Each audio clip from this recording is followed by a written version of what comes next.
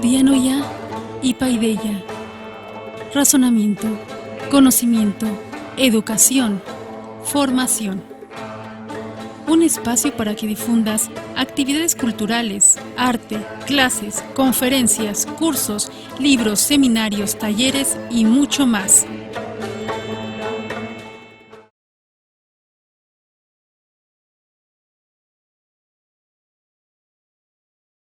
Bienvenidas y bienvenidos a una emisión más de Dianoya y Paideya, este programa de Radio Sofando, en donde buscamos pues difundir el trabajo de los autores, los artistas, los músicos, todo lo que tenga que ver con la cultura. Y en esta ocasión estamos pues muy contentos porque tenemos nuevamente al licenciado Víctor Hugo Flores Solís.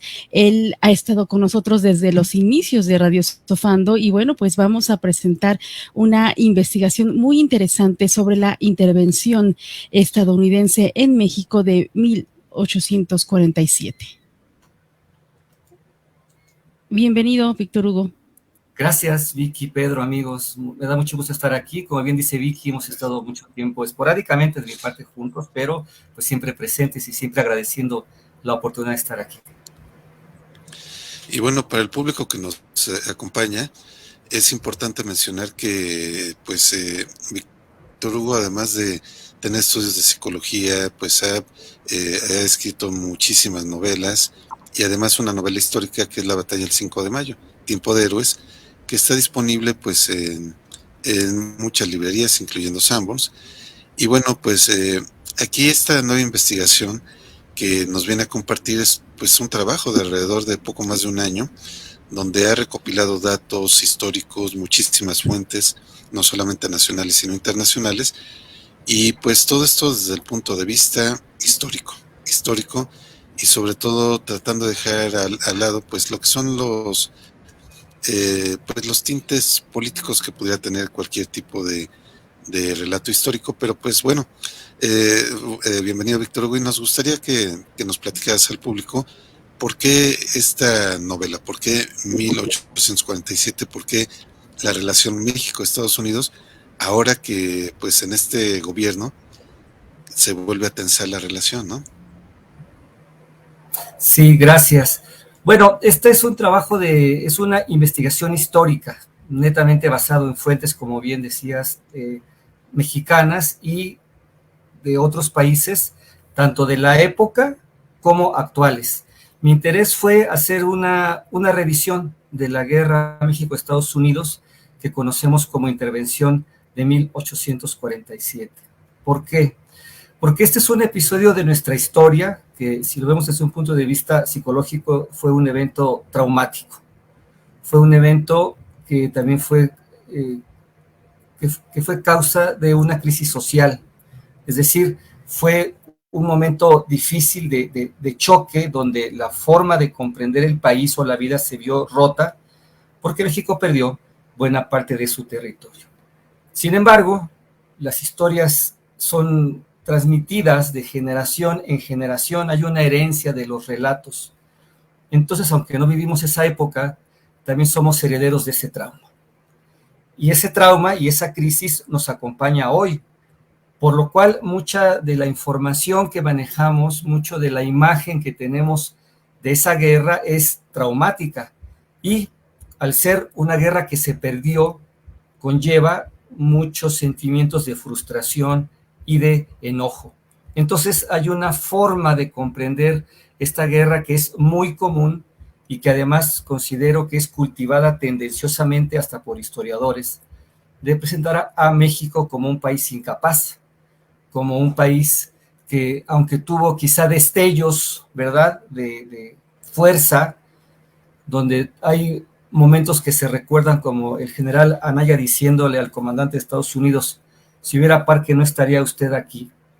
Hay una forma de ver esto que comenta que, a pesar de eso, de lo que yo acabo de decir, no vale nada, no hay nada rescatable, es una humillación, y prácticamente te lo manejan como que tenemos que vivir con eso. Me parece a mí que no es una cuestión de argumentación meramente, sino que ahí están las fuentes, están los que lo vivieron tanto mexicanos como extranjeros, y mi interés fue ir a lo que decían ellos, a lo que comentaban ellos, tanto en esa época hasta datos duros, porque el libro es una investigación, como lo que se dice actualmente, igual en fuentes estadounidenses, para ver si es verdad que se sostiene la versión del no valemos nada, ¿verdad? Entonces, ese fue mi interés, constatar, porque hay un hecho muy importante. Cuando un país pierde una guerra, y todo país del mundo ha perdido una guerra, no hay un solo país invicto en una guerra, es decir, no hay un solo país invicto en su historia militar, todos viven estos grandes traumas por lo que ha conllevado, y la mejor prueba, lamentablemente, es la Segunda Guerra Mundial. Aún hay huellas en Europa de la vivencia de la Segunda Guerra Mundial. México está en esa misma mecánica. Entonces sí, es verdad que tenemos estas sensaciones de frustración, de impotencia, ¿no? Hasta un cierto enojo muchas veces, pero mucho de hecho de eso se vuelca a nosotros. Entonces yo quería constatar esto, y de una vez puedo adelantar, este libro no va en la argumentación del no valemos nada, no va en la argumentación de si es cierto que no tuvimos capacidad, si es cierto que la traición fue la causa y tenemos que vivir con esto. No, o sea, el libro va tendiente a que con base en la investigación histórica podamos ver otros datos, podamos ver que efectivamente pasó lo que pasó. O sea, perdimos, sí perdimos. Ese es el hecho, ¿verdad? Perdimos y nos molesta, sí nos molesta, y nos duele, sí nos duele, pero ¿cómo se peleó esa guerra? ¿Cuáles eran las circunstancias en torno antes de esa guerra? ¿Cuáles eran el entorno de cada ejército? ¿Cómo estaba México en ese momento? Y si había alguna posibilidad de ganar esa guerra. Y si aún no habiendo posibilidad de ganar esa guerra como no la había, ¿cómo fue que México enfrentó ese momento de lucha? Y yo puedo decir, porque esa es la idea del libro, que con base en los datos tenemos otra versión, tenemos otra interpretación, donde México efectivamente hizo un esfuerzo supremo, peleó absolutamente todo, y entonces la valoración no viene de si gané o si perdí la guerra, sino de cómo se enfrentó, de qué se hizo para remontar todas las dificultades que había. Y ahí es donde hablan las fuentes que yo estuve investigando. El libro no quiere ser exhaustivo, sino ilustrativo, para que nosotros vayamos teniendo elementos de juicio, para que podamos comprender mejor lo que sucedió, para que podamos valorar el esfuerzo de México en eso. Y yo me atrevería a decir, fuera del análisis histórico, sino como ciudadano, que es incluso para sentirse orgullosos. ¿Cómo surge? ¿Cuáles son los antecedentes a este momento en donde pues se llega a perder más de la mitad del territorio mexicano? Sí, gracias. El hecho es que Estados Unidos estaba en una fase de su desarrollo, donde dentro de la mentalidad de sus doctrinas políticas se habían autoplanteado el papel, una misión que está muy enraizada en sus convicciones religiosas, incluso una visión mesiánica, ¿no? Una misión de hegemonía en el continente americano, donde ellos se consideraban llamados a ser el poder dominante. Entonces, es evidente que dentro de lo que se conoce como la doctrina Monroe y el destino manifiesto que fue creado para lograr la anexión de Texas a los Estados Unidos, que engloba estas dos ideas, el paso siguiente de la idea del derecho a la hegemonía es que lo que se requiere es territorio y recursos para consolidar esto, que el mismo país crezca territorialmente. Y entonces su vecino México era el sitio indicado para conseguir esto. Por lo tanto, comenzaron a haber propuestas de compra de territorio a México, compra de extensión para conseguir varios estados a cambio de 30 millones de pesos. México no aceptó vender su territorio. Cuando viene la separación de Texas, que en aquel tiempo el estado de Texas y Coahuila, Texas manifestó su deseo de formar parte de los Estados Unidos, en gran medida instigado por estadounidenses que se habían trasladado a Texas.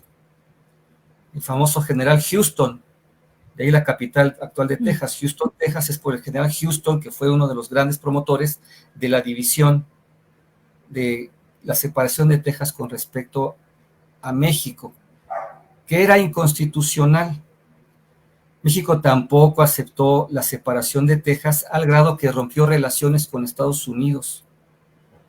Entonces fue una anexión de facto. Todos estos movimientos de compra de la anexión de Texas fueron muy impulsados preponderantemente por el que era candidato presidencial en aquellos años y después presidente, James Polk. En su discurso de aceptación del cargo de presidente, él habla ahí que la estrella de Texas solitaria, dice, formará parte de la gloriosa constelación de los Estados Unidos. Ahora, comienza a haber durante todos esos años una preparación del ejército estadounidense.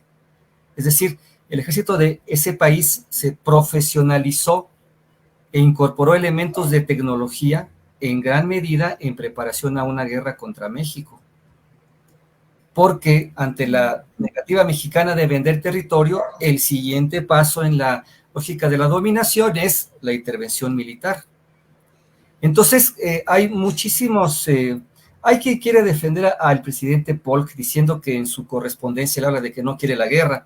Pues sí, cuando escribía no quería la guerra, quería comprar territorio, pero cuando vio que no lo podía comprar comenzó el cabildeo. Y también un elemento muy importante, el elemento de la propaganda. Se comenzó a crear una imagen de México que incluso existe hoy en gran medida en los Estados Unidos. Hay un gran sector en Estados Unidos que considera que la guerra fue porque México los provocó, porque es la versión de ese entonces que siempre ha hecho los Estados Unidos. ¿Qué es lo que hizo Estados Unidos? Y ahí están los documentos. Presentó que era atacado por México, que México cometía tropelías contra su población. Hay publicaciones donde hablan acerca de, hay una que la comento en el libro, las traiciones y delitos de los mexicanos, o sea, una serie de abusos y de circunstancias horrendas, donde México siempre es un país entre misterioso, casi como Rusia hoy, ¿no? O sea, entre misterioso pero malo, que quiere hacer el mal a los Estados Unidos. Entonces, generó una idea social de México como un país amenazante, un país que los agredía. El mito actual de el Álamo, que quiere ser heroico para Estados Unidos, es más que un acto de defensa mexicana de su territorio. Entonces, ¿qué es lo que sucede? Que empieza a haber también una labor de propaganda. Los periodistas, los escritores empiezan a difundir una imagen negativa de México.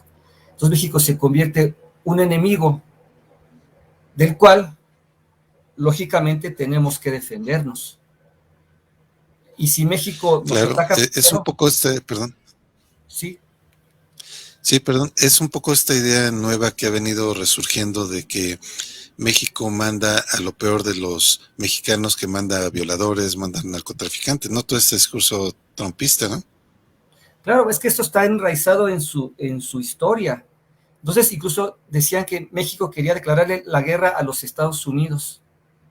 México se consideraba, decían, en la capacidad de invadir Estados Unidos y de robarle territorio. Entonces, esto es lo que sucede, y Polk continuamente habla de esto, de las agresiones mexicanas, ¿no? Pero también comienza a hacer movimientos militares. Manda una flota a la isla de Sacrificio, 6 buques de guerra, y también ordena la invasión de México, porque envía a un general, el general Taylor, lo hace que cruce la frontera y que se dirija a Matamoros, sin declaración de guerra, sin nada. Lo manda, lo tuvo estacionado un año en Corpus Christi y le decía que avanzara hacia México, y ahí está lo que dijo el general Taylor, yo lo pongo en el libro. Él dice, palabras más o menos, pero es que yo no he visto ningún acto de agresión de México, por lo tanto no me siento en la capacidad de avanzar hacia México, porque no estoy viendo agresión. Él lo dijo en una carta. Después se ve que ya le apretaron las tuercas, ¿no? Porque tiene que obedecer. Entonces cruza la frontera hacia Matamoros. En todo el camino,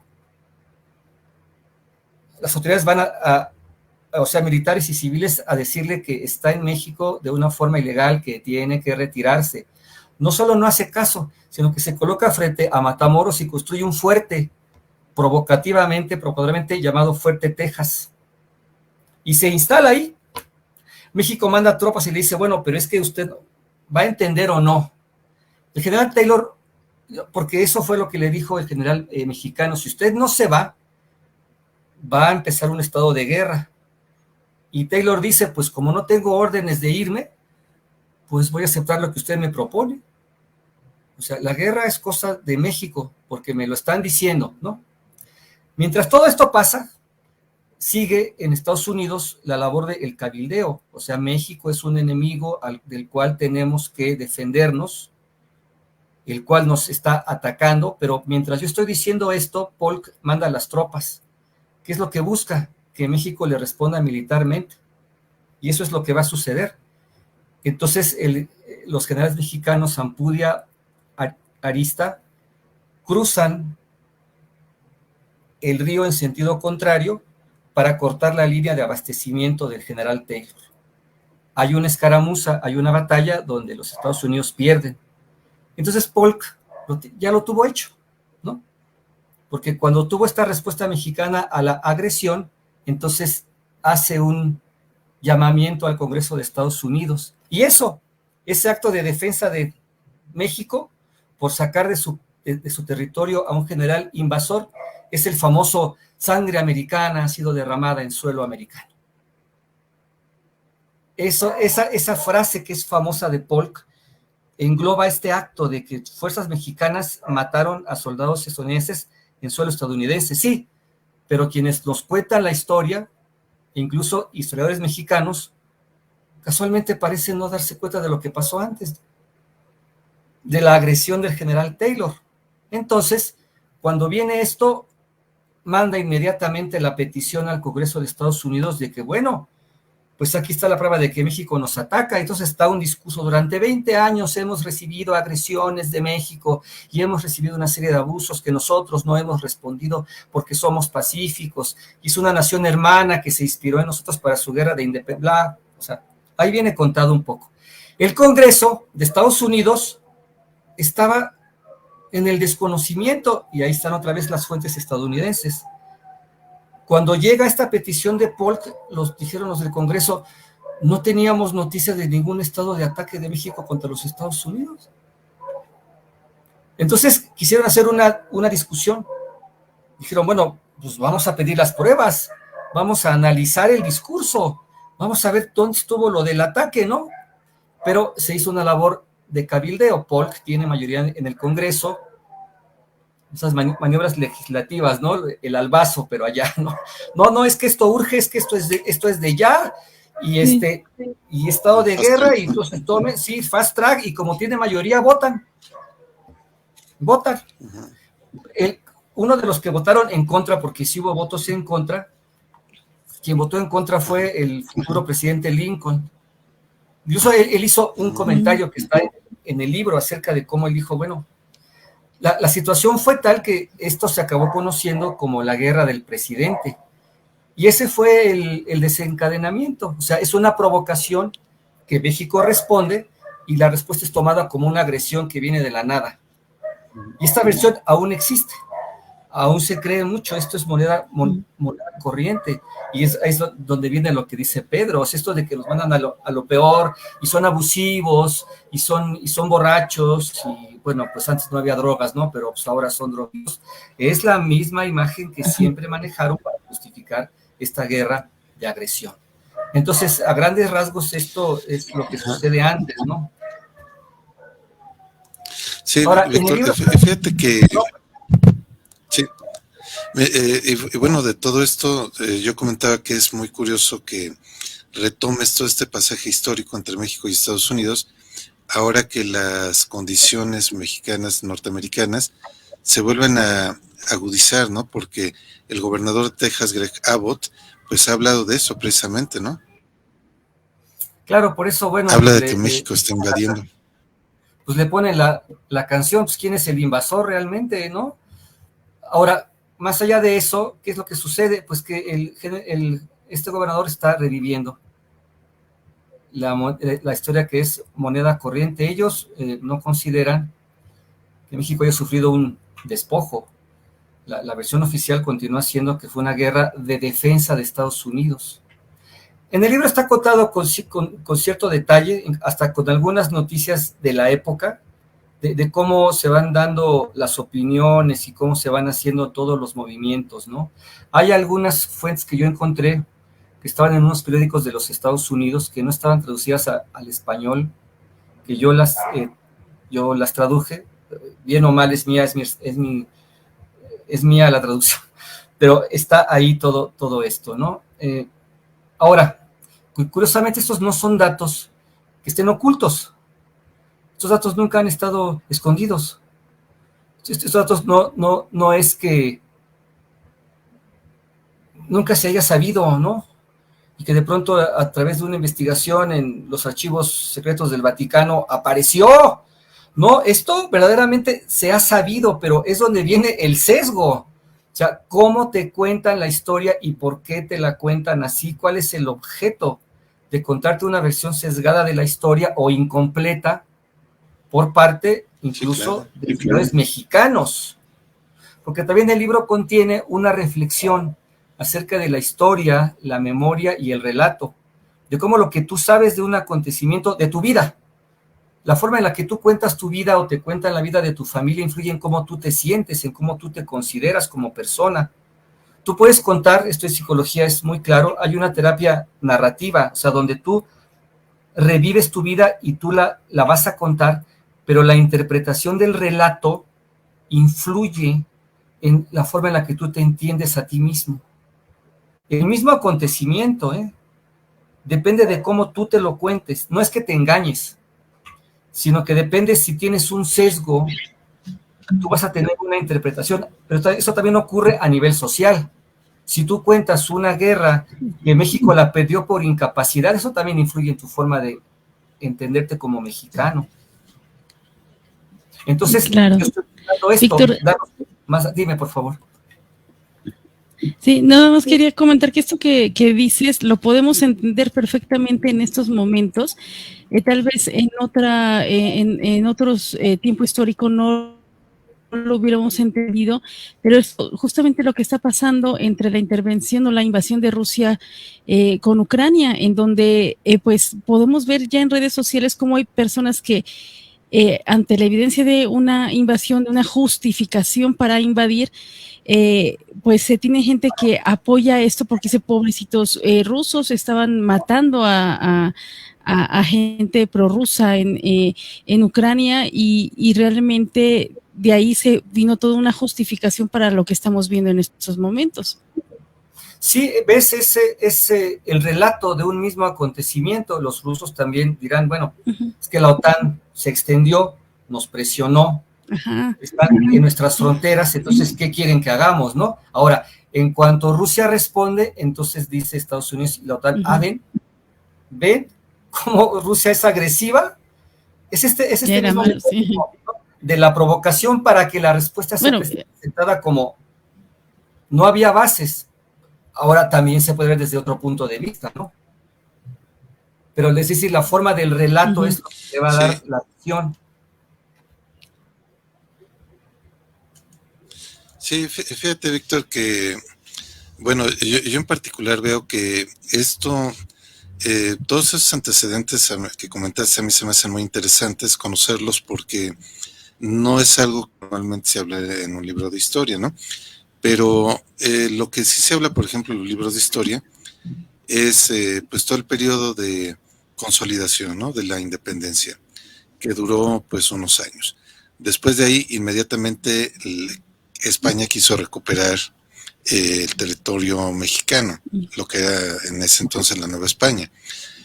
Pero como no tuvo pues suerte, de ahí pues lo que se vio en otros países, de inmediato el oportunismo de Francia, ¿no? Con esto de la guerra de los pasteles, lo que comentas, ¿no? El pretexto de que de repente, pues como generaron destrozos, ¿no? En una pastelería, pues en 1868 fue esto, ya fue motivo suficiente como para declarar la guerra, vamos, como si una pastelería representara todo el territorio francés y fuera un acto de guerra, ¿no? Entonces, vamos, yo lo que percibo desde ese punto de vista con las fechas que sí se han estudiado normalmente en la historia mexicana, es que se ve una continua intención de querer pues invadir a México porque se veía que estaba apenas naciendo como nación, y eso sin mencionar la ideología que comentaba Vicky, de grupos que decían es que los mexicanos no somos capaces de valernos solos, ¿no? Toda esta cuestión que pues terminó cuando trajeron a Maximiliano de Habsburgo, ¿no? Un personaje europeo para que gobernara México, porque pues había un grupo de mexicanos, entre ellos Juan Nepomuceno, que era pues de descendencia de uno de los independentistas, José María Morelos y Pavón, y que pues él pensaba, entre otros intelectuales y otra gente de México, pensaban que no éramos capaces de hacernos responsables de nuestra propia nación, ¿no? Entonces creo que ahí se ve muy cristalizado todo este argumento que vienes comentando, ¿no, Víctor? Exacto, porque además ese argumento que bien recuerdas, los mexicanos no somos capaces, ese es el argumento del invasor, pero que a través de la propaganda y de la repetición de la historia hacemos nuestro, ¿no? Claro, también habrá quien esté convencido, pero ese es el argumento del invasor. Por eso siempre las intervenciones de México antepusieron como causa el venirnos a civilizar. Porque incluso hay una parte de la carta del general Taylor donde dice, no, es que yo vengo aquí a México cuando estaba frente a Matamoros, antes de la guerra, o sea, durante la invasión, que fue la provocación. Yo vengo aquí porque tenemos noticias de que quieren imponer una monarquía, entonces es odiosa para ustedes y para nosotros, y aquí estamos como sus hermanos del norte, ¿no? No somos sus enemigos. Igual Napoleón III, ¿no? Hay un texto de Lerdo, no, de José María Iglesias, porque durante la intervención de Francia, en la segunda intervención de Francia, la del 62, este argumento estaba corriendo, que venían a civilizarnos. Entonces, José María Iglesias se pregunta muy sagazmente, muy irónicamente, bueno, dice, pues aún si vinieran a civilizarnos, habría que analizar las bondades de que vengan a civilizarnos a la fuerza. Entonces, ellos siempre han dicho eso, venimos a civilizarnos, a pacificar, a ayudar. No venimos contra el pueblo, venimos contra su gobierno, que es lo que se ha dicho durante 2 siglos hasta la fecha. Siempre buscan justificar con estas cosas, ¿no? No somos capaces. Claro, y luego hay un sector de mexicanos que se consideran medio europeos, que tienen algún razonamiento, ¿no? Que tiene que ver con la raza, con el sentido de pertenencia, con la aspiración, y entonces te comentan que pues efectivamente, ¿no? Vienen a educarnos, somos incapaces, como somos incapaces de administrar la riqueza de México, tienen que venir otros, nosotros no tenemos la tecnología, tienen que venir otros para aprovechar nuestros recursos, ¿no? Y luego vendernos lo que ellos sacaron de aquí, porque nosotros somos iguales. Sí, hay gente que lo cree efectivamente, pero tiene que ver con esta mentalidad hegemónica, donde estoy seguro, no tengo pruebas, pero tengo la percepción de que muchos historiadores mexicanos están en esta misma línea, porque hay que entender que también la historia es una arena política. O sea, cómo cuento la historia tiene que ver con qué estoy defendiendo. Entonces también te vienen a contar la historia con estos sesgos. Entonces es cuando vemos, ustedes lo han visto todos, los hemos visto, amigos, cuando vemos una nota en internet. Hoy se celebra el 16 de septiembre, pero ¿saben qué? El 16 de septiembre fuimos humillados porque ese mismo día la bandera de Estados Unidos se levantó en Palacio Nacional. O sea, vienen y te dan como el golpe moral, ¿no? El golpe psicológico. Pero hay un sesgo, porque no vienen y te cuentan que después de que subieron la bandera en Palacio Nacional, toda la Ciudad de México se sublevó contra los estadounidenses. Hubo una batalla campal, hubo una batalla urbana en Ciudad de México, después de ese momento humillante que es donde lo aíslan, y te ponen así, ¿no? La bandera de Estados Unidos, punto. Quédate con eso. ¿Por qué quieren que nos quedemos con eso? Entonces, en el libro yo hablo también de lo demás que pasó, que es trabajo de historiadores, pero es que hay que por ellos, ¿no? Entonces, hubo una sublevación brutal donde Estados Unidos perdió más de 2,000 hombres ante la población de aquí, porque aquí combatió todos los barrios, Tepito, todo el mundo se alzó hasta a pedradas contra los estadounidenses. Pero qué diferencia, ¿no? Que te cuenten una cosa o que te cuenten toda completa. Entonces, el libro también hace esto. Yo reviso, es decir, planteo los antecedentes, planteo un análisis acerca de la importancia del relato y de lo perjudicial que es la sinopsis, de no valemos nada, porque perdimos, no. Uh-huh. Hay que analizar todo. Entonces luego vienen los antecedentes y luego describo las batallas más importantes, o vamos a decir las más relevantes, las que tienen un peso mayor. Pero también el entorno. ¿Cuál era la organización del ejército de los Estados Unidos? ¿Qué armas tenían? ¿Qué armas tenía México? ¿Qué manejo de la tecnología? Porque Estados Unidos era capaz de, en el campo de batalla, ensamblar partes de morteros. Había una dotación de morteros de 2 caballos, uno con el cañón, otro con las municiones y 5 que servían, más un oficial. 5 ellos. Llegaban, armaban, porque esta era una tecnología que ellos habían desarrollado, de poder armar el cañón, el mortero, y empezar a disparar, desmontar y podérselo llevar. La artillería volante, por ejemplo, fue muy importante porque es artillería tirada por caballos. Entonces ellos corrían con los caballos de una posición a otra, mientras que México tiraba los cañones con bueyes, porque México no tenía la tecnología para poder hacer las cosas. México tenía cañones almacenados desde la Guerra de Independencia en lugares que por los caminos y por la poca posibilidad de transporte, había cañones, pero no se podía sacar de los almacenes, porque no había capacidad. El ejército mexicano, y lo dicen los mismos historiadores militares estadounidenses, no había evolucionado en 26 años. Y te explican por qué. O sea, hay que ver, porque son 140 fuentes que fui estudiando, ¿no? Algunas sí no son muy conocidas, pero están ahí.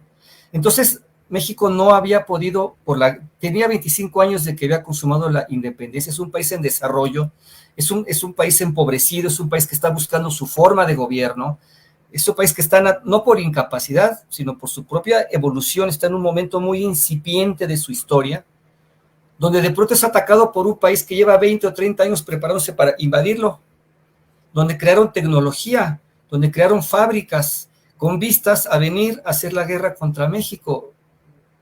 México no estaba capacitado ni tenía sus planes de invadir Estados Unidos, por favor, ¿no?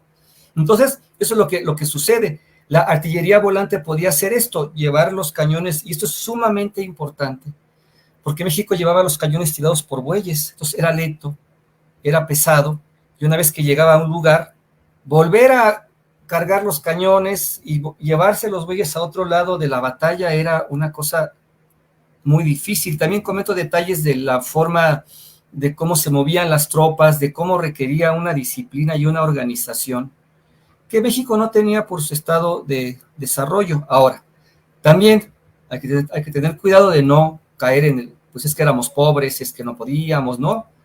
Como una especie como de justificación, es que éramos pobres y pues no. Ahí es donde vienen los datos del otro relato, donde aparece algo que la historia siempre es reacia a analizar. Porque a veces te dicen que si tú hablas de historia militar estás romantizando la guerra, ¿no?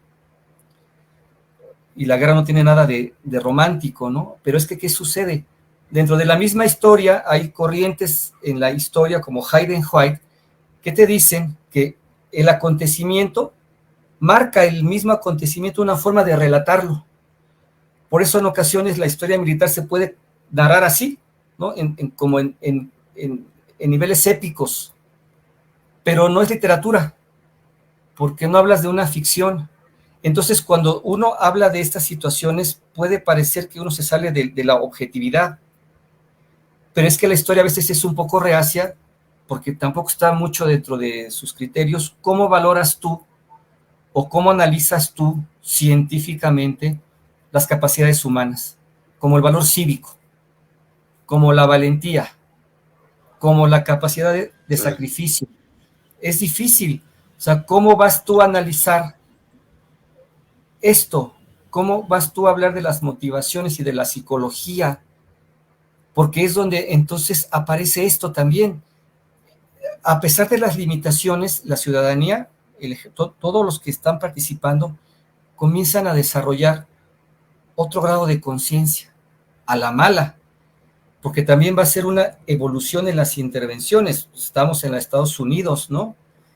Todavía nos va a faltar la de Francia y nos va a faltar la segunda de Francia, ¿no? Y una guerra civil. Entonces va a ser una evolución que va a comenzar aquí. Porque entonces aparecen las capacidades individuales, las capacidades grupales, donde aparece la capacidad de sacrificio, donde aparece la valentía, la generosidad, que es reconocida por los mismos combatientes estadounidenses. Y es que cuando vemos las fuentes, los soldados estadounidenses y los historiadores le dan más respeto a México que los mismos mexicanos. ¿Por qué? Porque tenemos el trauma histórico y además nos lo han cultivado, ¿no? Entonces, ellos mismos reconocen, casi no se sabe, hubo una en la batalla de Monterrey. Las mujeres también tienen una participación muy, muy importante. Esto no es el club de Toby, ¿no? Donde como es guerra es masculino, ¿no? Y vikingo y carne, ¿no? Y gritos guerreros. No. O sea, el papel de las mujeres en las batallas y en la defensa de México es muy importante. Muy pocos conocemos la existencia de mujeres como Josefa María Sosaya o María de Jesús dos Amanes. Esta segunda mujer, cuando venían las tropas estadounidenses, ella se consiguió un uniforme de capitán con una coraza y fue con el general mexicano a decirle, ¿quiere participar?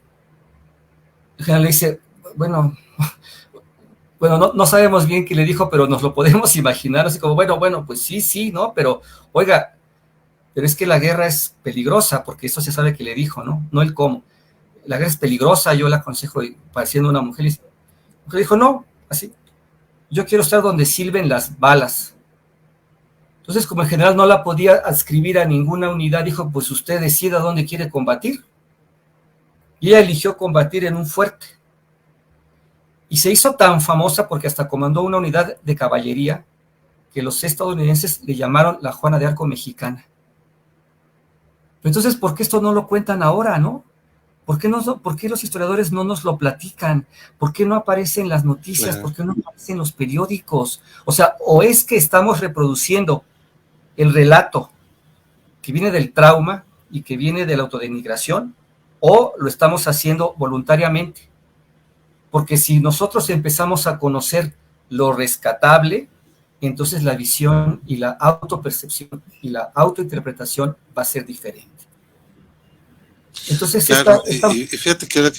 Sí. No, por favor.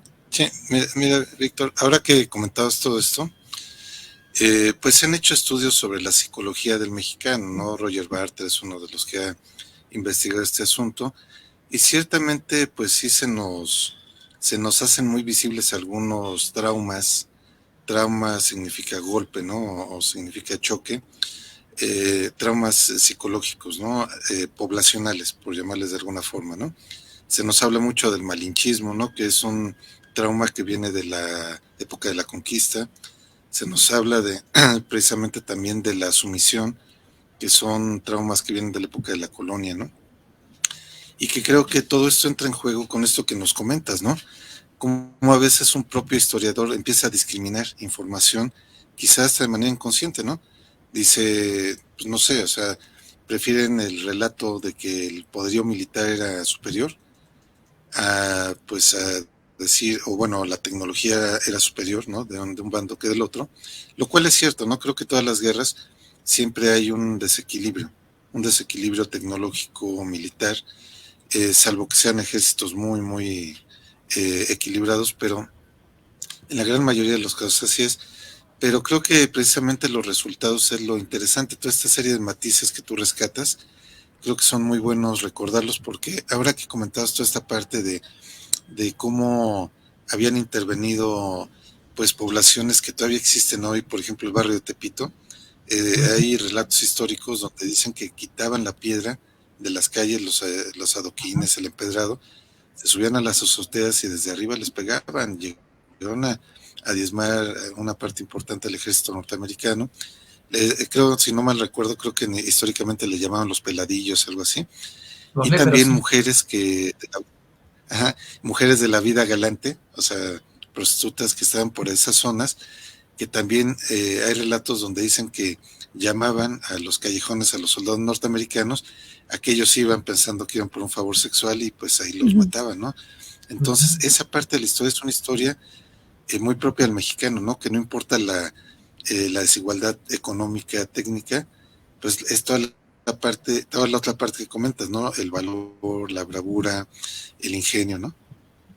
Exactamente. Vamos, yo Sí, quisiera también agregar en esto que están mencionando, que no se dice en la historia, que obviamente pues no, se denosta, ¿no? El valor del mexicano, la bravura, pero también la parte racional de los Estados Unidos no se menciona en pues en este caso que incluso hubo muchísimas personas en Estados Unidos y en el poder en Estados Unidos que no quisieron esta guerra.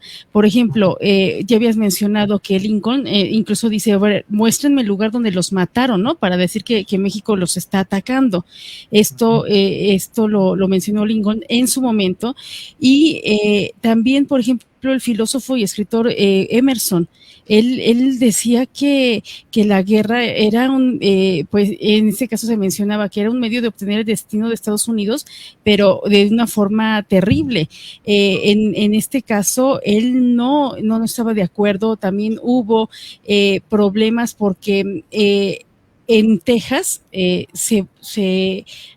cuando se convierte se anexa a Estados Unidos, se establece la esclavitud y en México ya estaba abolida, no se permitía la esclavitud y entonces era un territorio ex mexicano y entonces muchas personas que habían sido liberadas en los Estados Unidos también se opusieron a eso de renovar la esclavitud en el territorio tejano que había recién obtenido Estados Unidos. Y también, por ejemplo, podemos recordar lo que hizo el escritor Thoreau, en donde menciona en su ensayo Desobediencia Civil que esto no es posible, estar financiando una guerra completamente desigual y de una forma, como tú lo mencionabas, Víctor, que supuestamente era por defender a los estadounidenses cuando era todo lo contrario, y entonces él se negó a pagar impuestos, incluso lo llevaron a la cárcel por no pagar impuestos, porque si yo no voy a pagar impuestos para solventar una guerra, y de una guerra tan terrible, ¿no? O cínica. Entonces, en este caso, creo que no se han visto o no se han promovido partes de la historia que son fundamentales. Sí, son silenciosas. Bueno, filósofos, Karl Marx tiene un texto sobre la intervención del 47. Ulises Grant, que combatió en esta guerra y que luego fue presidente de Estados Unidos, él escribió en sus memorias su arrepentimiento por haber participado en la guerra contra México. En el libro sí hay algunas fuentes que no son tan fáciles de encontrar, pero bueno, ahí está la información. Otras son fuentes estadounidenses, hay pasajes sobre diarios o sobre libros que escribieron estadounidenses o una carta a su esposa, donde se manifiesta esto. Lo que comentaba Pedro también de la psicología de los pueblos.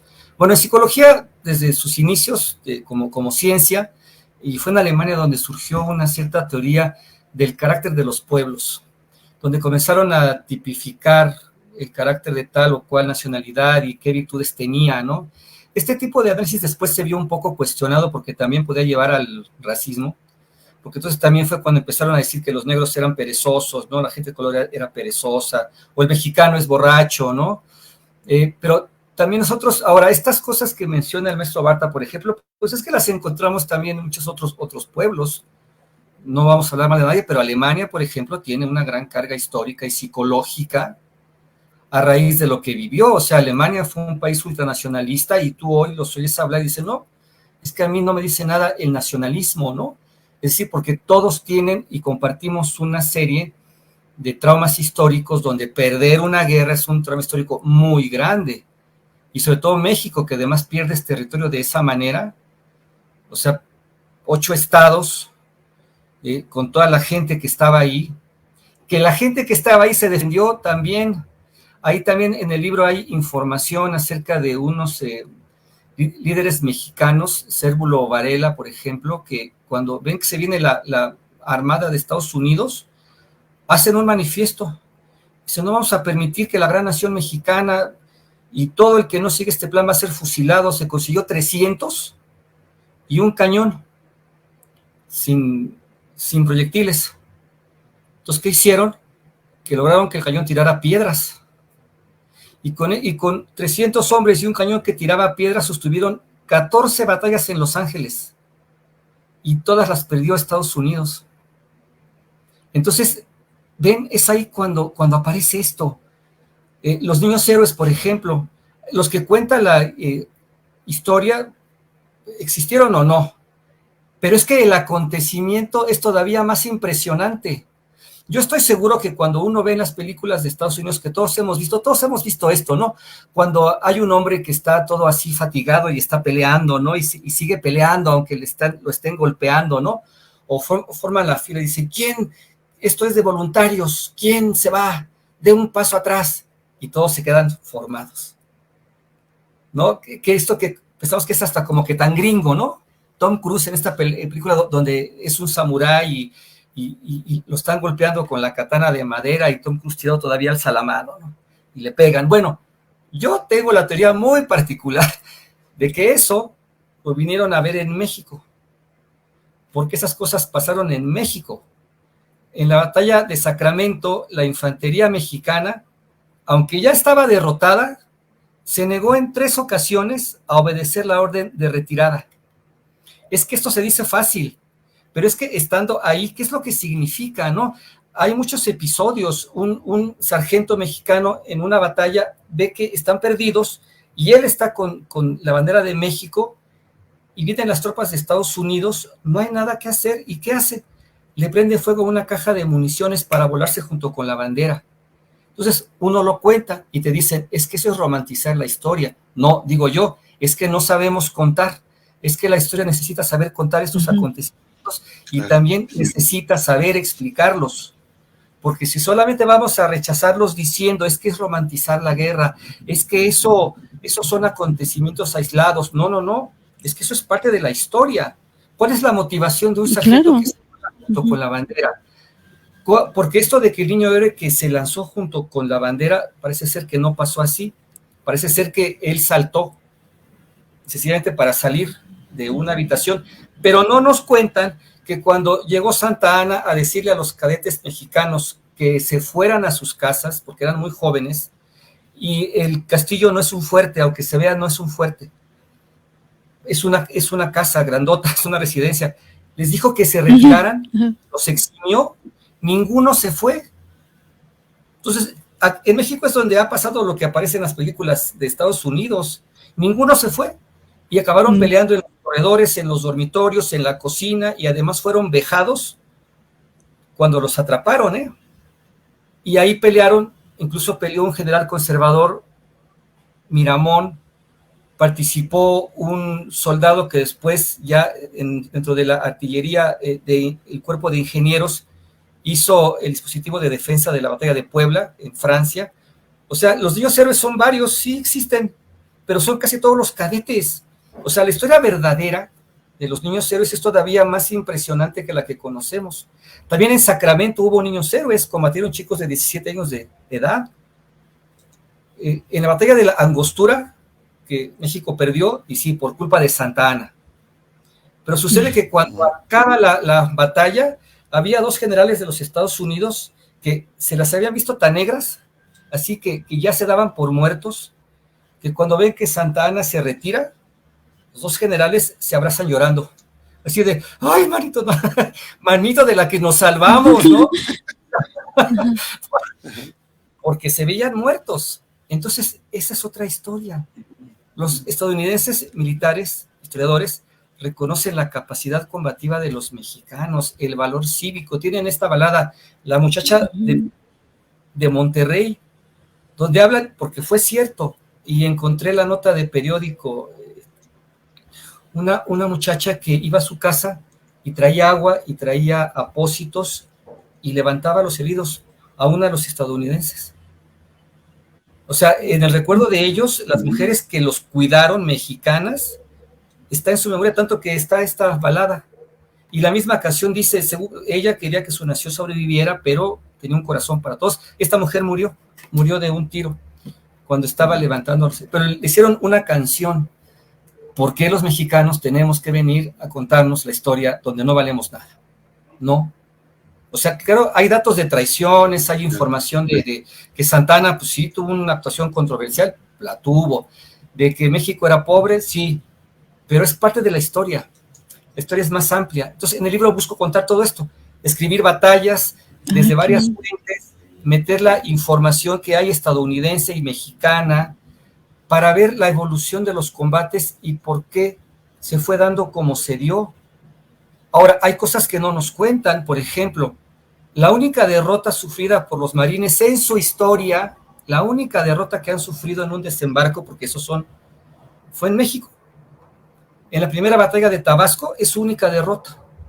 En Chapultepec tiene el registro negativo para Estados Unidos, que es la batalla en la que Estados Unidos ha perdido a la mayor cantidad de hombres en el menor lapso de tiempo. Perdieron 20 y tantos coroneles oficiales de alto rango en media hora. A ver, ¿y esto por qué no nos lo cuentan?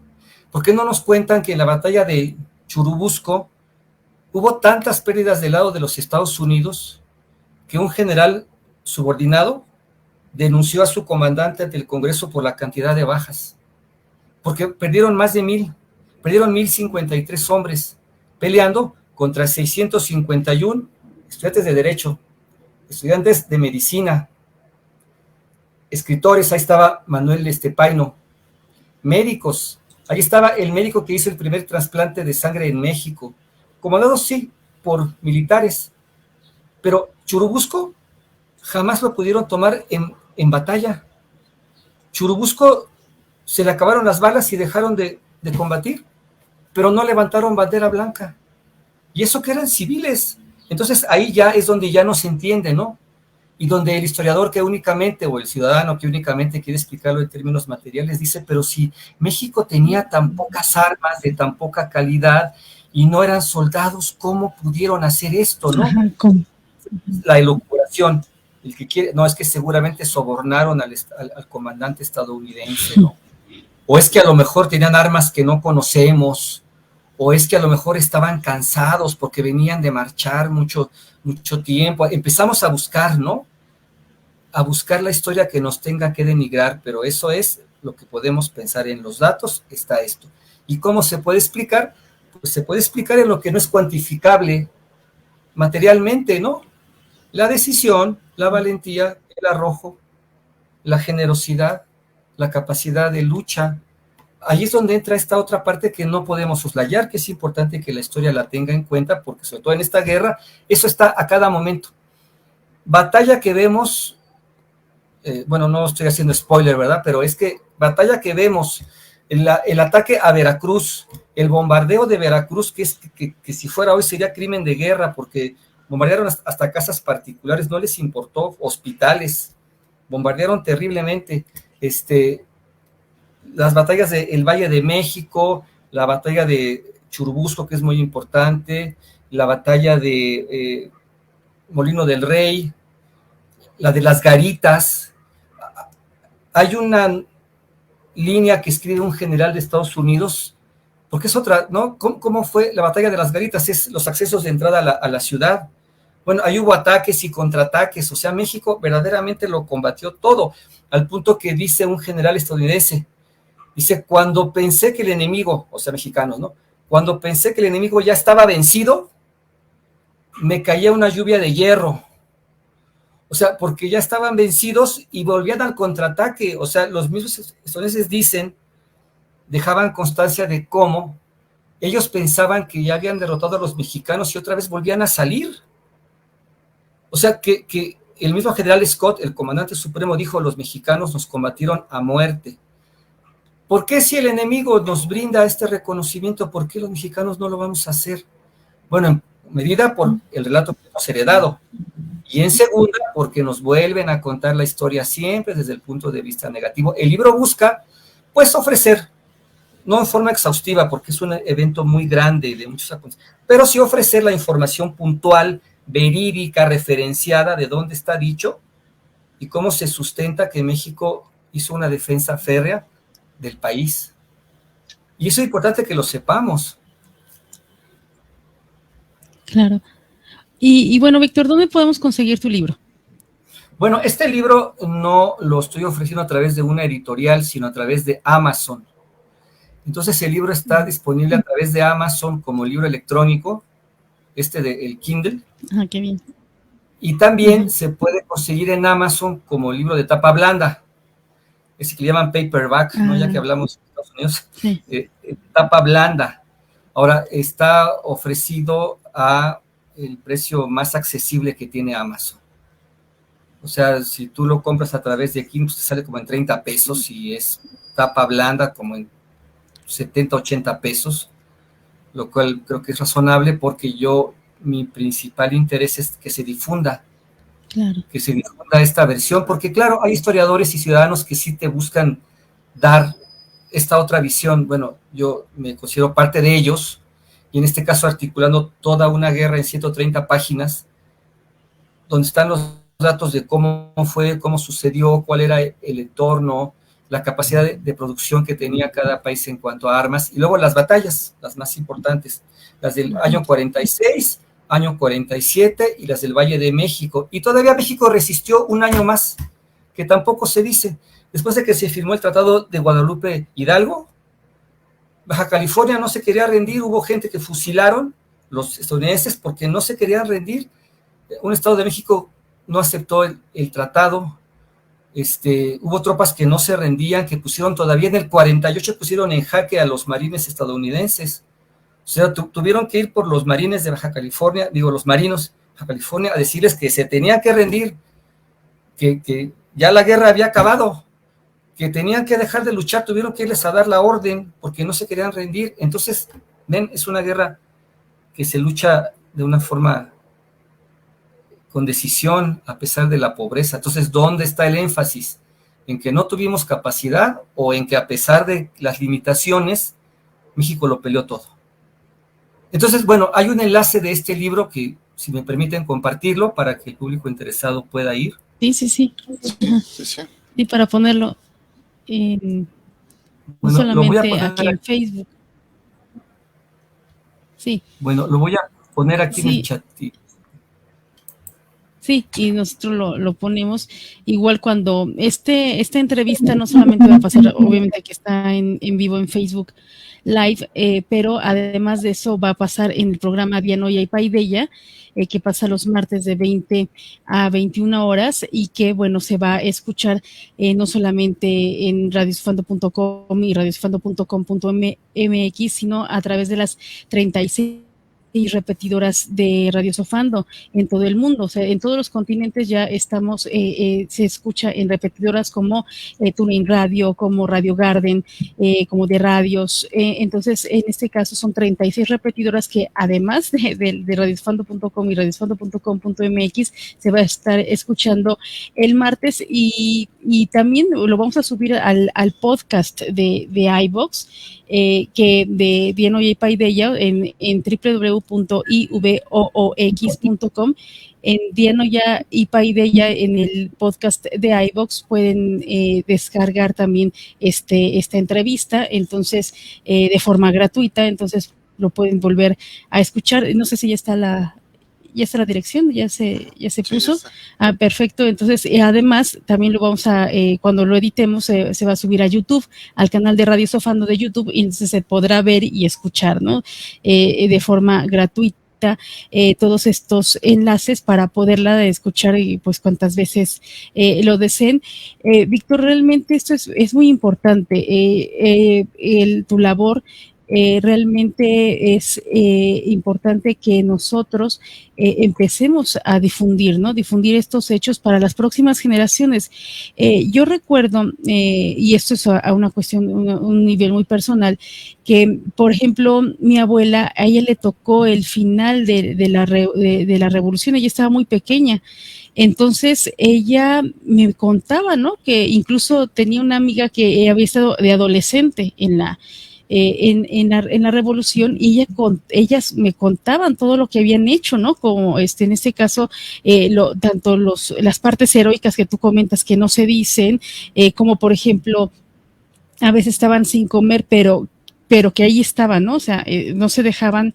Entonces, en este caso, creo que, y es lo que mencionaba, ¿no? O sea, que hay momentos terribles en la historia de México que, por ejemplo, estas generaciones vivieron, y que ellas decían, es que tú debes de tener orgullo de tu tierra, de tu nación, porque así la formaron personas que dieron su vida y que en todo momento no se echaron para atrás, a pesar de no tener ni siquiera para comer, y aún así nunca se echaron para atrás. Entonces, en este caso es eso, o sea, es volver a recordar, ¿no? Todos estos sacrificios, todos estos heroísmos que no se ven, que no se hacen notar, pero creo que si nosotros empezamos a difundir esto, va a haber nuevas generaciones que van a decir, bueno, pues es que estamos viviendo en tierra de héroes, o sea, tanto de heroínas y de héroes, en donde a pesar de todo lo devastador, a pesar de toda la situación que esté en contra, ha sabido salir adelante. Entonces, por eso vemos esta situación en donde hay migrantes que, por ejemplo, por falta de oportunidades, por la pobreza extrema, se van a Estados Unidos y realmente influyen en la cultura estadounidense. Por eso tienen tanto miedo personas como Greg Abbott de Texas, en donde el gobernador actual, en donde dice, es que están invadiendo, ¿no? Pues claro, o sea, realmente hay una invasión cultural. O sea, esto no se puede quitar por la fuerza que tiene el pueblo de México, o sea, fuerza cultural. Entonces, ese es otro tipo de fuerza que ellos no pueden, o sea, contra ellos no pueden, porque tendrán el territorio, pero la cultura que permea es la cultura mexicana o latina, ¿no? Por mencionar ya de forma global. Exacto, sí, aquí incluso esto que también tan bien comentas, Vicky, yo incluso aprovecharía para meter el comentario de que tampoco es que intentemos presentar a Estados Unidos como un villano, ¿no? Hablamos de las acciones de un gobierno de la época que ni siquiera estaba unido, que era un sector del gobierno y de empresarios que querían esto, ¿no? Lo que estamos haciendo, sobre todo, es esto, o sea, revalorar el papel de los héroes y de las heroínas. Algunos quieren, sí, bajémoslos del pedestal donde se hace el culto a los héroes, de acuerdo, pero no los bajemos para destruirlos, bajémoslo para redimensionarlos. Están ahí por alguna razón que ya se nos olvidó. Es la razón de que eran ciudadanos como nosotros, como cualquiera de nosotros, que aunque la tenían súper difícil, aún así tomaron las armas o la pluma y defendieron a México. Ahí creo que puede surgir una visión nueva del heroísmo, ¿no? El heroísmo cotidiano. Cuando en México hay un terremoto, la gente sale, ¿no? A ayudar. Pero esto no viene de la nada, esto no es espontáneo, quiero decir, esto no es que solamente ocurrió esa vez, es que tenemos en la memoria los relatos que hemos heredado de generación en generación y cómo los relatos nos han educado. Entonces, lo mismo, ¿por qué pasa eso? Pues pasa eso porque cuando México tuvo guerras de intervención, México hizo eso mismo y la gente aprendió esa manera de ser. Entonces, aunque hoy no lo recuerde, no lo tenga presente, cuando se vienen abajo las casas, la gente va a no dormir y a sacar todo, porque México como sociedad aprendió a hacer esto a la fuerza, es decir, a la mala. O sea, la patria no fue un regalo, no es una concesión que tengamos un país, no vino nadie a hacernos el favor ni a civilizarnos para que tengamos una bandera, para que tengamos un himno, para que tengamos un entorno. No, esto México lo defendió a sangre y fuego ante potencias que venían a llevárselo. Claro, en ese transcurso México había de perder algo, ¿no? Y sobre todo fue su inicio, ¿no? Contra una superpotencia de la época, perdió territorio. Pero dígame, de ahí para acá, ¿qué fue lo que sucedió? O sea, México perdió todo. Hay otras intervenciones chiquitas que no se conocen, de bucaneros ingleses, franceses, estadounidenses, que querían crear repúblicas en el norte y en Baja California. Y ahí sí México llegó y los fusiló a todos. Por eso cuando vino Maximiliano, pues claro, van a decir, ay sí, pues qué malos mexicanos que lo fusilaron, ¿no? No, pero era... México tiene una historia donde quiso decir, a ver, ya estuvo bueno, ¿no? O sea, ustedes pueden venir y robarse lo que quieran, pero el sargento que se vuela junto con la bandera, o el comandante Felipe Santiago Xicotencatl que se envuelve en la bandera para que lo maten con ella, es que eso es psicología, porque eso la gente está diciendo, me puedes quitar la tierra, me puedes quitar el oro, me puedes quitar la lana, pero no me puedes quitar la identidad. Claro, sí. Entonces, estas luchas también son importantes y somos herederos de estas historias. Sí. Por eso, entonces no estamos romantizando, es que pasó, pues la gente se murió, no fue que voy a hacer algo lindo y luego lo voy a contar en mi Instagram, ¿no? No, pues es que me voy a morir en lo que estoy creyendo. Y estos actos humanos de ciudadanía, estos actos que vienen del carácter, estos también existen y tenemos que tenerlos claros. Entonces eso es importante. Oye, Víctor, mira, fíjate que precisamente siendo fiel a la historia, sin hablar de interpretación, ¿no? Hablando de hechos, ¿no? Que creo que es el trabajo que nos ofrece, es un trabajo muy importante. Creo que efectivamente mucho de la historia de las intervenciones pareciera que concluyen los libros con que perdimos territorio, pero históricamente eso fue en 1848. Pero todavía después, la batalla del 5 de mayo fue en 1862, fue pues unos años más adelante. México ya había sufrido esta derrota terrible, si la queremos ver desde ese punto de vista, con la pérdida de territorio, pero en la batalla del 5 de mayo, vamos, creo que ahí se demostró más que valentía, se demostró estrategia, se mostró inteligencia, se mostraron muchas cosas que ayudaron a ganar la batalla. Y pues bueno, aquí aprovecho también para hacer la invitación a que el público se acerque a tu otro libro, que es Tiempo de Héroes, que hablas precisamente muy detalladamente todo este desarrollo de la batalla del 5 de mayo, pero creo que precisamente viendo toda esta parte, precisamente, vamos, de 1848 al 62, hubo toda una parte donde estaba el Tratado de Guadalupe Hidalgo. El Tratado de Guadalupe Hidalgo, para la gente que nos escucha en otros países, fue simplemente un tratado que, pues vamos, estábamos ya con las tropas, estábamos con todo encima, y dijeron, bueno, es una especie de tratado de paz donde se decía, a cambio de la paz, te compramos estos territorios, que era finalmente lo que quería Estados Unidos en esa época. Se compraron a precios de risa, pero el hecho es de que todavía hoy día hay movimientos de constitucionalistas, de abogados, que quieren echar abajo toda esa compra-venta porque fue una compra coaccionada, vamos, es como si te hubieran obligado a comprar con la pistola detrás.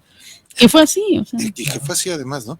Entonces creo que precisamente ver toda la historia como nos la estás proponiendo en tus investigaciones, es decir, a ver, espérense, la historia no acabó ahí.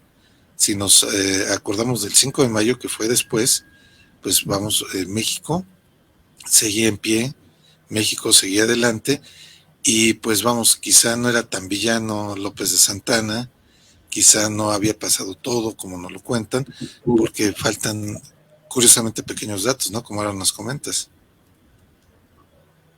Exacto, y está muy bien, yo coincido totalmente con lo que dice, o sea, faltan datos, hay que irlos a buscar, porque historiar, hacer historia, saber de historia, hablar de historia no es únicamente coto de los historiadores. Claro que ellos están capacitados para esto, ¿no? Pero todo el mundo debe investigar en historia, todo el mundo debe, no están diciendo, ni siquiera lo que estoy diciendo en este momento.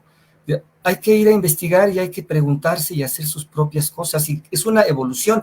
Cuando vino la intervención 47, y Zaragoza tenía 17 años de edad, y él escribió porque él se quería enrolar, pero tenía 17 años, mintió de la edad, no, mintió diciendo que le daban permiso y no lo dejaron participar. Zaragoza va a ser el comandante del 5 de mayo, Porfirio Díaz tenía 17 años, había muchos militares que después lo fueron, que eran unos muchachos. Ellos hicieron, siendo actual la pérdida del territorio, y todos ellos después van a combatir en la intervención del 62. Ya, por supuesto, Benito Juárez estaba vivo en aquel momento, Ford también, muchos militares, Miramón, etcétera. Ya mencioné a Porfirio Díaz, tenían 17, 16, 18, 20 y tantos años cuando vino esta. Entonces, cuando viene la intervención francesa del 62, pero con una guerra civil de por medio, cuando viene la intervención del 62, ¿cuál va a ser la psicología de estos personajes? ¿Qué es lo que van a decir? Es que evidentemente todos ellos van a crecer, y cuando venga la intervención del 62 van a estar en la cuestión de decir, esto no va a volver a pasar lo que pasó con Estados Unidos. Claro. Ajá. Porque ellos van, y así como ellos, la gente que no conocemos, la gente de la vida cotidiana, que lo vivieron, que fueron niños, que vieron a los pasar por tu casa o balaceártela. Y entonces cuando viene, no, esto no va a volver a pasar, no va a volver a pasar. Y por eso es que tenemos una generación de liberales y de militares que son tan entregados. Porfirio Díaz se fugó de prisión como 14 veces, o sea, se fugó y volvió a combatir. Maximiliano lo quiso como sobornar, pidiéndole que se pasara a su bando. Y Díaz responde, tuve que hacer, casi palabras más o menos, tuve que hacer acopio de toda mi fuerza de voluntad para no fusilar el mensajero, ¿no? Díaz fusilaba, o sea, al imperialista que se encontraba. Pero es que todos ellos nacieron, esta es aquella época, y crecieron con la convicción del esto no se va a repetir. Entonces, por eso cuando viene la intervención aquella, lo combaten todavía de forma más férrea. Lo combaten con esa convicción que se vuelve exaltación, ¿no? Con esa convicción que se vuelve hasta obstinada, que se vuelve hasta recalcitrante. Pero es que tiene sus motivos, tiene sus razones. Entonces, aquella guerra que se perdió también dio los frutos de una conciencia de país. Porque la gente comenzó a pensar, ya no voy a defender mi casa, mi barrio, mi pueblo, no, voy a defender a mi país. Y entonces, ese fruto de la pérdida generó una conciencia nacional, una conciencia de patria, conciencia de pertenencia, de compromiso, de entrega, que va a ser muy señalada en la segunda intervención, pero que no va a acabar ahí, que llega hasta nosotros. Entonces, ya ve, por ejemplo, los mexicanos podemos hacer burla de todo, ¿no? Pero que nadie toque la bandera. ¿No? O sea, si alguien canta mal el himno en un evento deportivo, casi sí, en vivo, no se olvida. ¿no? Sí, no se olvida, la raza no perdona. Bueno, pero es por algo. Es por algo, porque tenemos estos valores muy en nuestra convicción. Por eso se ve hasta en los deportes. Pues que se ven todos, se ve en la vida de mis amigos, en la mía, en la de las personas que viven y trabajan hoy. Pues esa misma dedicación es nuestra herencia histórica, forjada a través de las luchas. Ya había este campeón de la UFC, ¿cómo se llama de la barba? Güera, que peleó contra Mayweather, que él dice, es que... El Canelo. No, y lo dijo... Sí, no, pero el Mayweather me parece que es el que, campeón Mayweather, dice, tú no sabes lo que es el boxeo, no sabes lo que es el boxeo hasta que no peleas con un mexicano. Claro, sí. Es que sí. Bueno, pero es que ese es el carácter. Parece que estoy oyendo a un general de Estados Unidos de la guerra de intervención del 47, diciendo, ¿tú crees que ya derrotaste a un mexicano y otra vez sale de entre las piedras? Es que no entiendes cómo lo hacen. Y luego los derrotas y te vuelven a combatir como si no hubiera pasado nada. Exactamente. O sea, ¿cómo es?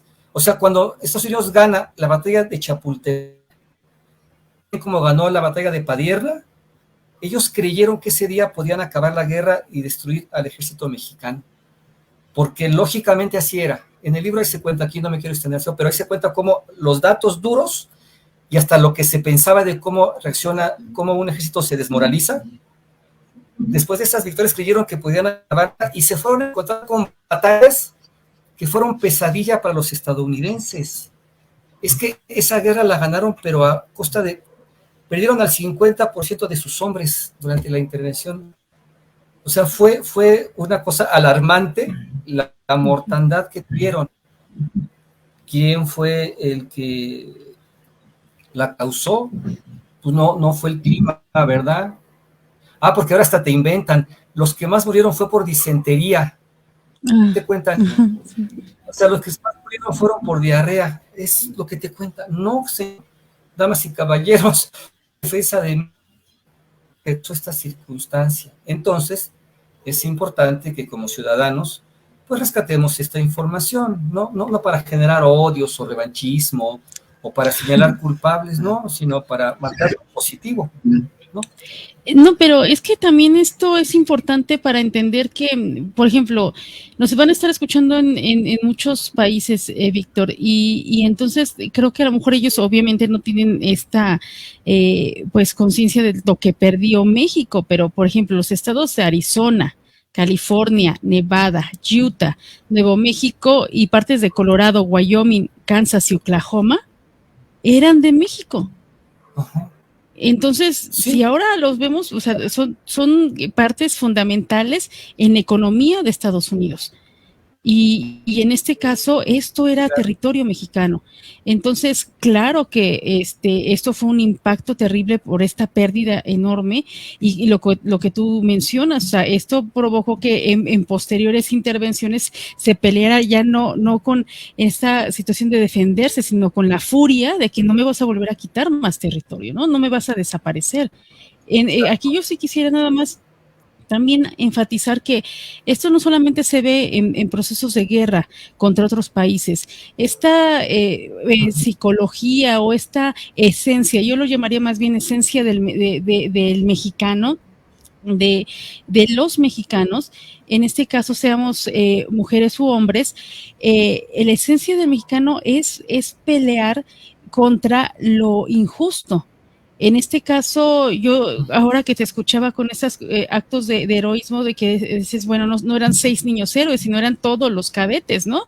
No sé si hayan sido más de 100, o sea, no sé cuántos cadetes había en este caso, pero aquí las situaciones, vemos, por ejemplo, en México ahora, que ante, por ejemplo, la injusticia de todas las mujeres que están siendo asesinadas, pues se alzan todas las mujeres que estamos, pues, no desaparecidas, ¿no? Y vemos un gobierno que no se atreve ya a poner cartas en el asunto y entonces, por ejemplo, se espantan, ¿no? De la furia de las mujeres en México que dicen ya no más asesinadas, ya no más desaparecidas.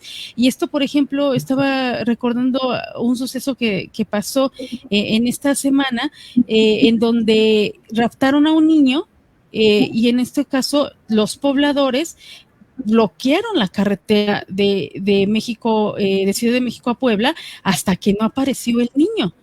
Porque ya es la situación en donde si en este caso, o sea, no es solamente contra un país extranjero que nos viene a atacar, sino que también esta esencia de los mexicanos está presente ante las injusticias, ante la forma en que, por ejemplo, los gobiernos no nos han sabido gobernar y que no han sabido estar a la altura de lo que necesita el pueblo de México, y entonces sí hay esa bravura, sí hay esa forma de reaccionar ante lo injusto y ante la situación en donde no me importa estar en desventaja, que vengan, por ejemplo, los granaderos, yo alzo la voz o yo hago alguna acción para defender, en este caso, a mi familia o defender lo que es justo en contra de cualquier, pues ya sea en este caso injusticia ajena, o sea, extranjera, o en ese caso incluso interna.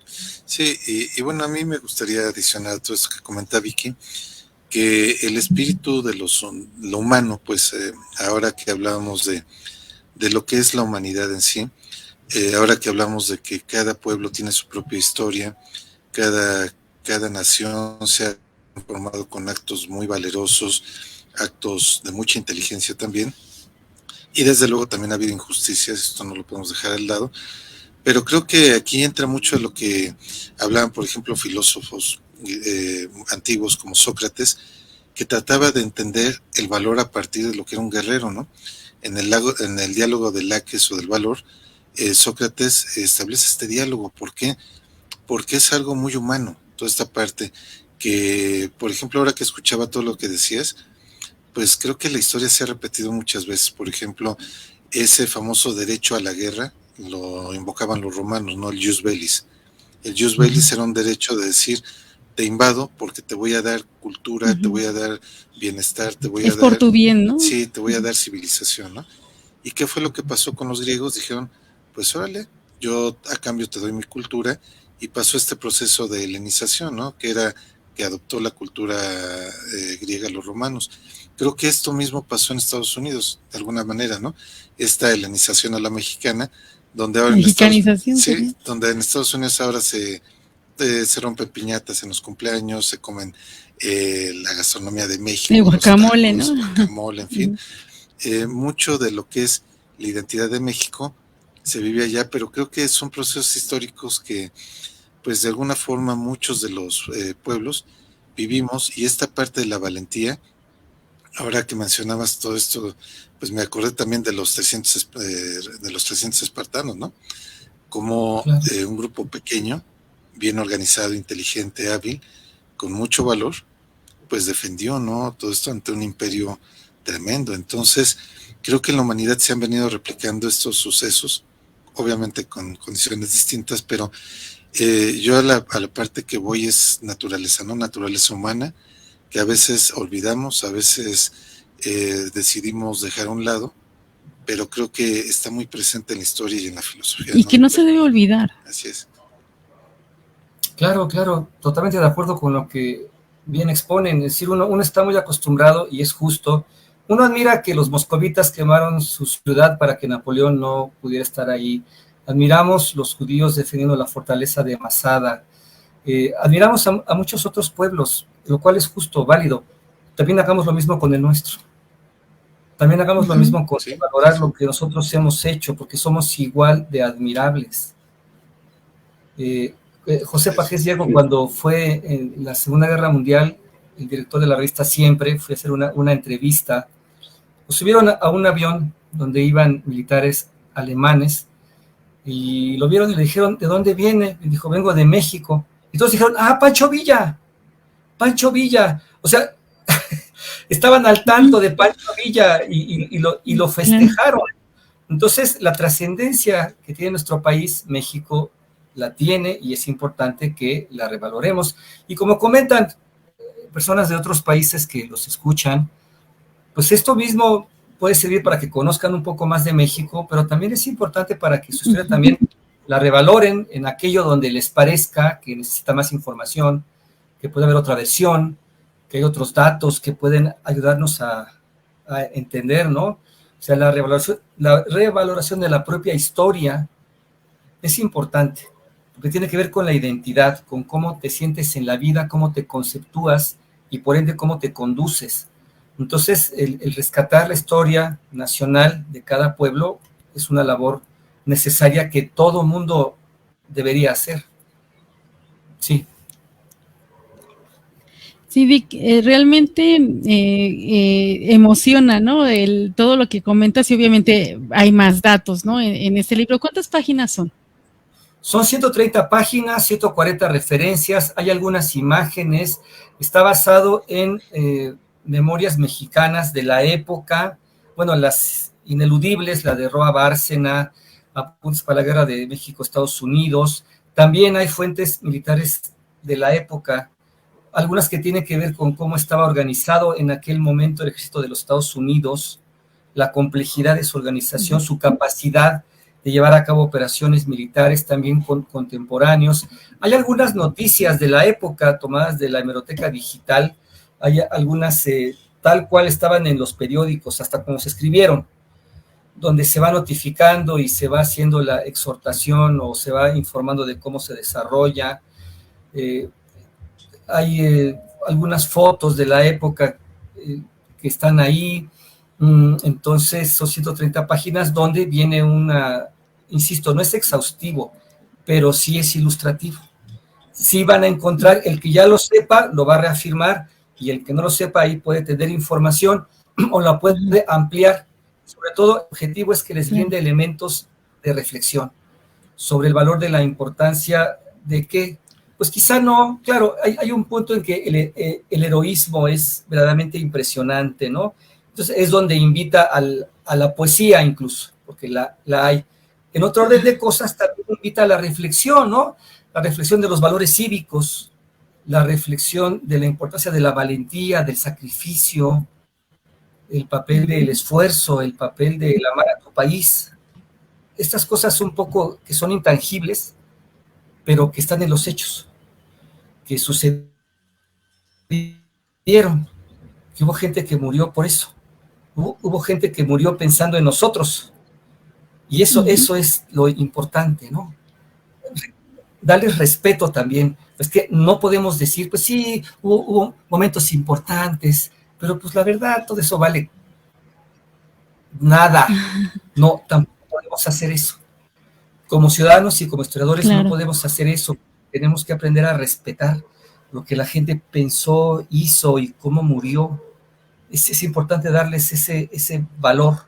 Entonces, como ciudadanos, a mí me parece que es muy importante poder llegar a esta red. Entonces van a encontrar descripción de batallas, van a encontrar un ensayo sobre memoria, historia, identidad, y también, claro, van a encontrar mis opiniones personales, pero aparte de la investigación, donde yo los invito a una reflexión, ¿no? Que es lo que yo considero mi conclusión del asunto, pero lo más importante es que el público llegue a su propia conclusión.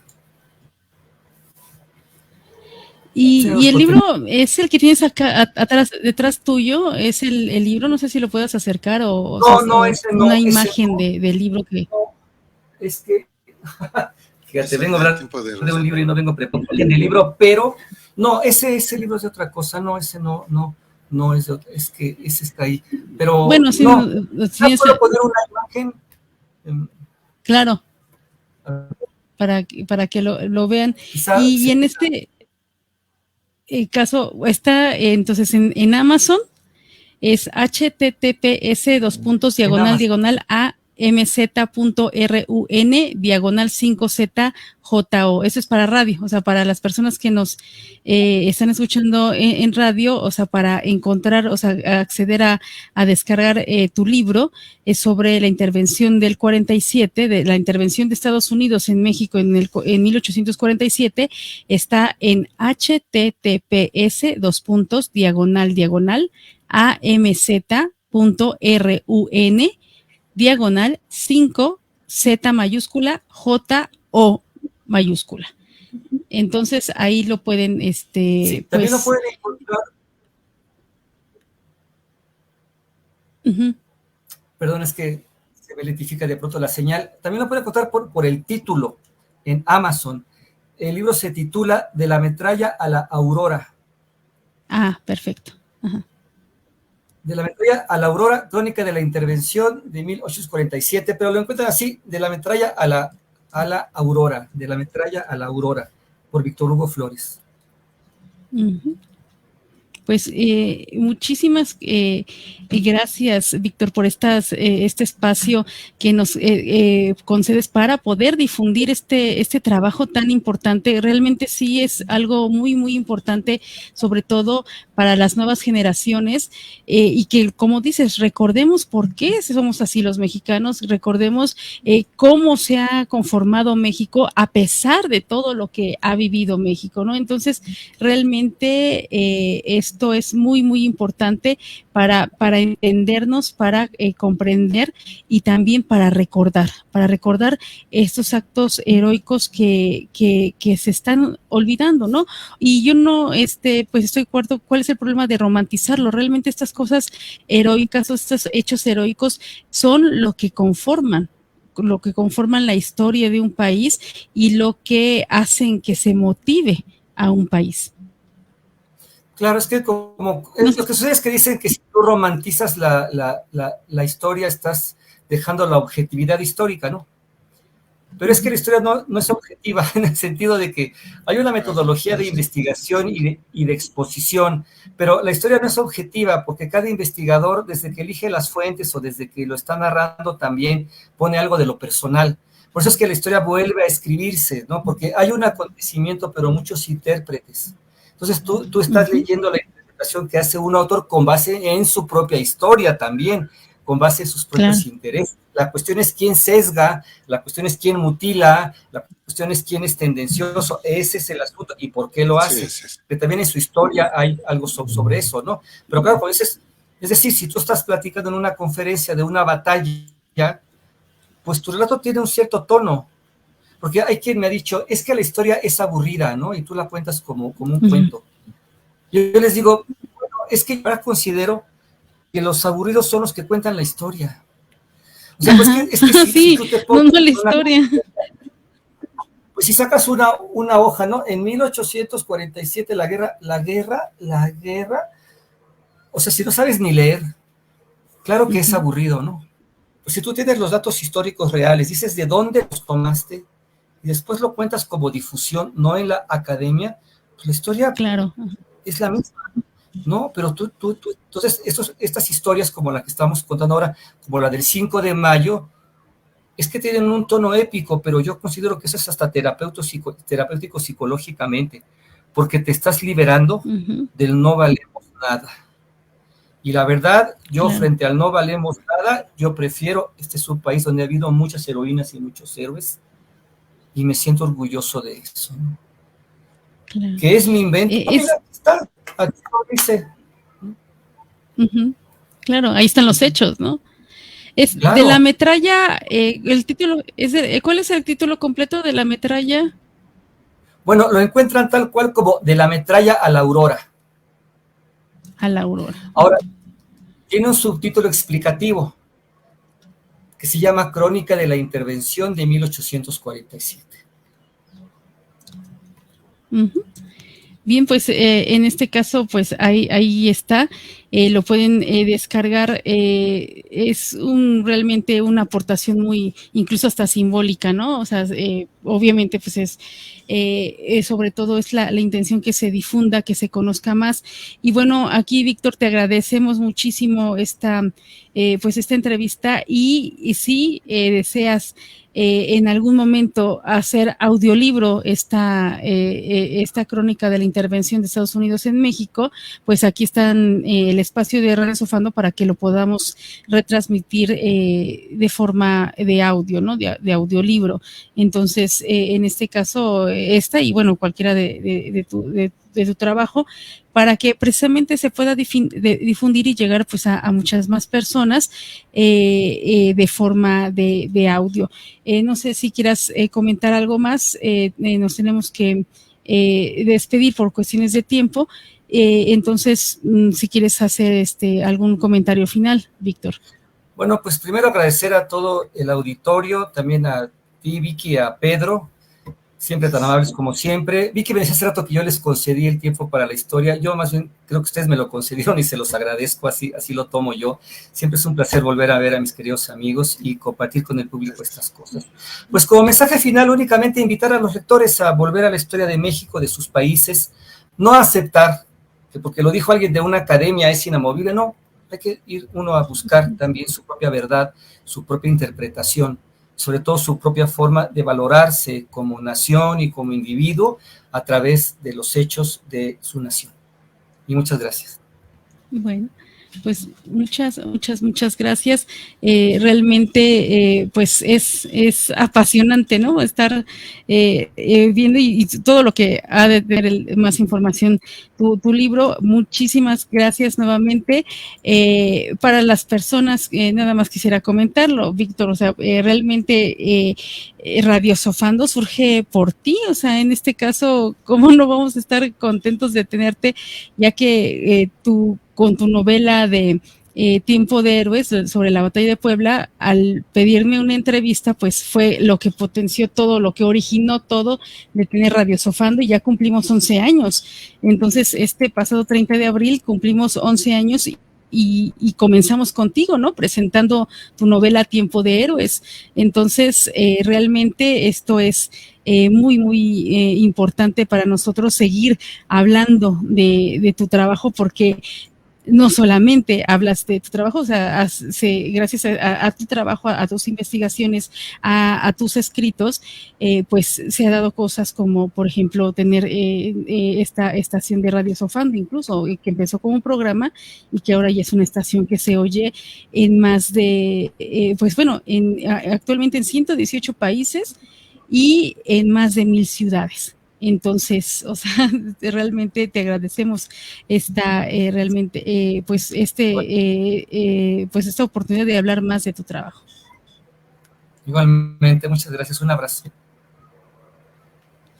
Pues te agradecemos mucho y bueno, esperemos que ahora que tengas otra investigación, pues vamos, la compartas con el público de Radio Sofando, porque como siempre es un placer platicar contigo, volverte a reencontrar y sobre todo que compartas todo este trabajo que pues es un trabajo de años, que esto la gente lo tiene que saber, es un trabajo de años y que pues es una de tus tantas pasiones, ¿no? Muchas gracias. Y bueno, pues entonces despedimos esta emisión para Diano y Paideya de Radio Sofando, en donde pues buscamos difundir todos los trabajos, en este caso culturales, ya sea a través de las letras, de la música, en fin, de todas las manifestaciones culturales. Muchísimas gracias a todo el público de Diano y Paideya, muchísimas gracias a todo el público, en este caso que nos va a estar escuchando y viendo a través de YouTube, a través de Facebook Live, a través de la descarga gratuita en el podcast de iVoox, en el podcast de Diano y Paideya en iVoox, en iVoox.com, y todas las personas que nos escuchen a través de las retransmisiones de radiosofando.com y radiosofando.com.mx. Muchísimas gracias y hasta la próxima.